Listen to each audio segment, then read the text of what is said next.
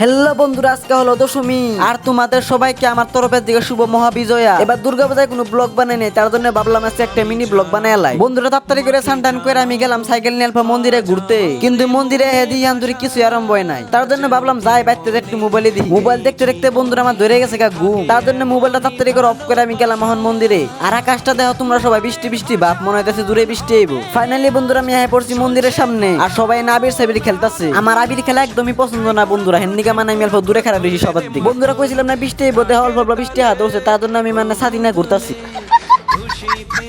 Finally বন্ধুরা আমাদের দুর্গা মার বিসর্জনের টাইম হয়ে গেছে, আর সবাই অনেক আনন্দে দুর্গা মাকে নিয়ে যাচ্ছে বিসর্জনের জন্য। আর আমি এবার দুর্গা মাকে বিসর্জন দিতে গেলাম না সবার সাথে।